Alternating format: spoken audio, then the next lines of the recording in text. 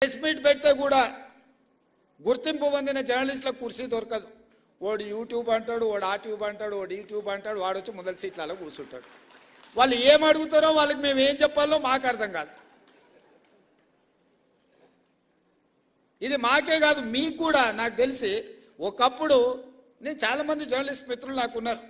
Senior journalist రాగానే లేచి కూర్చొచ్చి వీళ్ళు వెనక్కి పోయి కూర్చునేటోళ్ళు. మేము పత్రికా సమావేశం పెడితే కూడా ఒకవేళ డెస్క్ ఇన్ఛార్జ్లో లేకపోతే మీ దాంట్లో సీనియర్ జర్నలిస్టులు వస్తే, వేరే సంస్థకి సంబంధించిన జర్నలిస్ట్ వస్తే కూడా లేచి జూనియర్స్ లేచి ముందు వరుస వాళ్ళకి ఇచ్చి వీళ్ళు వెనక్కి పోయేటోళ్ళు.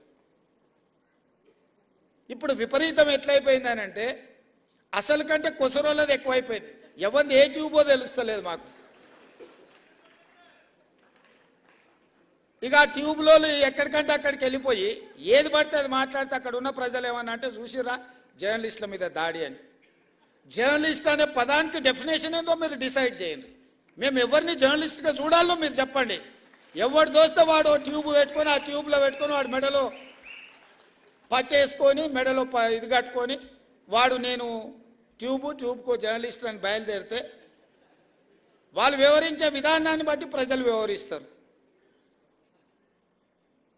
ఏది పడుతుంది మధ్యలోనే అడ్డం దొడ్డం మాట్లాడి ఏదైనా ఏమన్నా అంటే చూసిరా జర్నలిస్టుల మీద.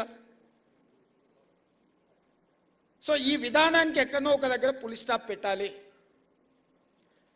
దీన్ని ఆలోచన చేయాల్సింది మీరే.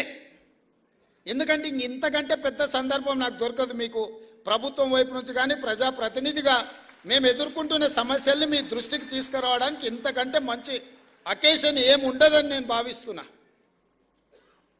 అక్రిడేషన్ కార్డుల గురించి పెద్దలు శ్రీనివాసరెడ్డి గారు చెప్పారు. ఇద్దరు శ్రీనివాసరెడ్డి స్క్వేర్ ఈరోజు మీ సమస్యల్ని మీ ముందర పెట్టారు.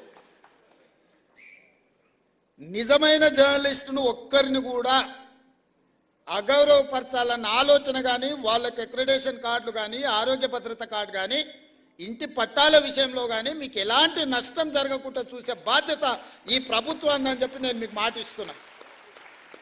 కానీ అట్ ద సేమ్ టైం ఈ ప్రభుత్వం ఎదుర్కొంటున్న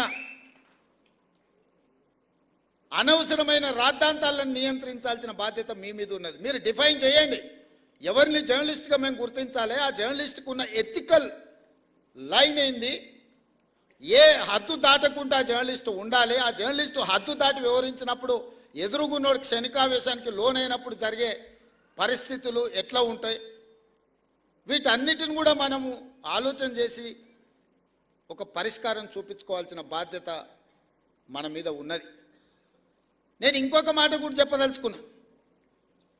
ఈరోజు సిద్ధాంతాలు రాసుకోవాల్సిన పత్రికలు ఇష్టారాజ్యంగా అసలు ఏ భాష వాడాలనో జర్నలిస్టులకు కూడా కొన్ని నిబంధనలు ఉన్నాయి కదా. అసెంబ్లీలో మేము ఏదైనా మాట్లాడితే రికార్డుల నుంచి తొలగించడమనో లేకపోతే ఈ భాషకు పద్ధతి లేదనో మనం పార్లమెంటరీ వ్యవస్థలో మనం అనుకుంటున్నాం కదా. మరి పత్రికలకు జర్నలిస్టులకు ఏ భాష రాయాలా, ఎలాంటి భాష వాడాలి, ఏ పదప్రయోగం హోదాని బట్టి రేవంత్ రెడ్డి మీకు నచ్చకపోవచ్చు యాజ్ ఎ ఇండివిజువల్, కానీ Revanth Reddy is Telangana chief minister. Telangana chief minister అనేది ఒక గౌరవప్రదమైన హోదా.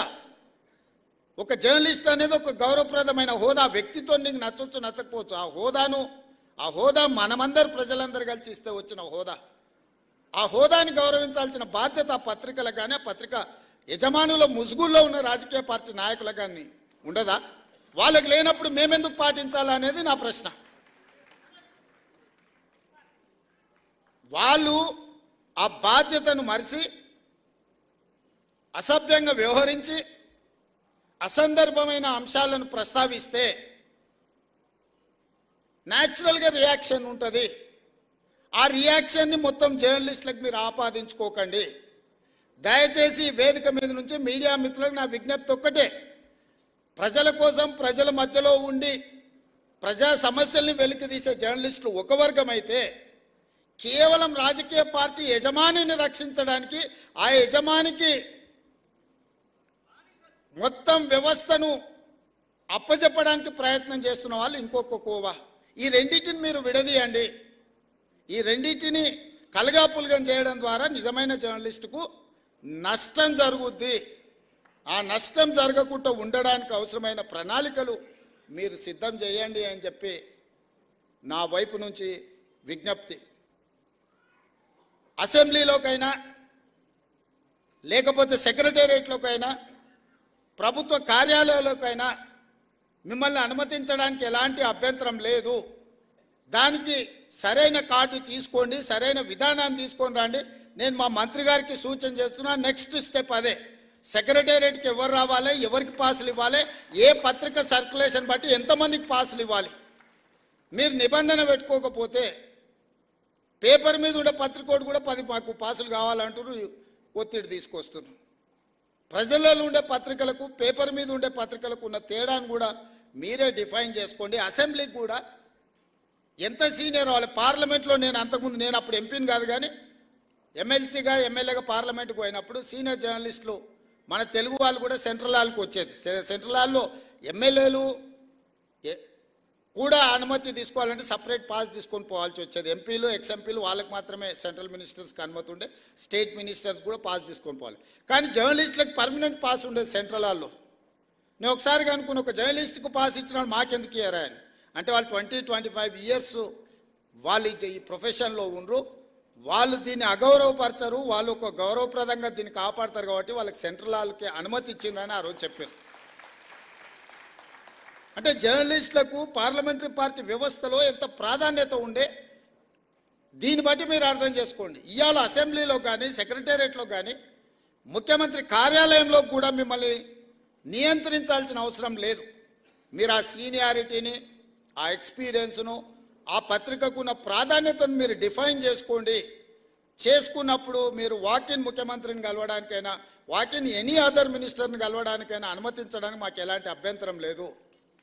On record, of the record అనుకున్నప్పుడు మనం కొన్ని పాత్రికా మిత్రులతో జనరల్ చిట్ చాట్ చేస్తాం. వాళ్ళు కొన్ని అవి ప్రస్తావించరు, అంటే డిఫర్ అయినా కూడా ప్రస్తావించరు. మనం ఆఫ్ ద రికార్డ్ అని ఏదైనా వాళ్ళతో షేర్ చేసుకుంటే జస్ట్ పరిస్థితులు మనం చర్చించుకున్నాం. నిజంగా ఆ జర్నలిస్టు ఒకవేళ ఇక్కడి నుంచి ఇంకొక దగ్గరికి మారినా పాతకాలం వాళ్ళు దాన్ని ఆ లైన్ పెట్టుకునేటోళ్ళు, ఆ థిన్ లైన్తోని వ్యవహారం చేసేవాళ్ళు. ఇప్పుడు అట్లా లేకుండా పోయింది. అనకున్నా అన్నరాను, లేకపోతే ఏదైనా జనరల్ చిట్ చాట్కి వస్తే నాకు ఒక బ్యాడ్ ఎక్స్పీరియన్స్ ఉంది. జనరల్ చిట్ చాట్ ఎప్పుడో గాంధీ భవన్లో వేస్తే ఎవరో జర్నలిస్టులే ఉన్నారు అందరు, మరి అది రికార్డ్ చేసుకొని బయటికి పోయారు అనెతికల్గా. మనం ఊరికే కూర్చున్నప్పుడు యథాలాపంగా మాట్లాడుతుంటాం మనం, అంటే భాషలో కానీ లేకపోతే భావంలో కానీ పెద్ద అటెన్షన్ డ్రా చేయము, అంతా మనమే ఫ్రెండ్స్ లాగా ఏదో నవ్వుకో. అది రికార్డ్ చేసుకెళ్ళి ఇవ్వడం అనేది అదేమన్నా భావ్యమా? దాంతోనే మీ ఎవరితోనైనా ఏమైనా మాట్లాడాలంటే ఉన్నంతసేపు జాగ్రత్తగా ఉండాల్సిన పరిస్థితి అట్లాంటి దాంట్లో వచ్చింది. మాకేం వేరే మిమ్మల్ని ఏదో దూరం పెట్టాలనో మీతో మాట్లాడొద్దని కాదు. ఎవరిని అకౌంటబుల్ ఫిక్స్ చేస్తాం నాకు తెలిసి ఎవరో కూడా, కానీ వాళ్ళని అన్నం అనుకో అది ఇంకొక చర్చకు దారితీస్తుంది.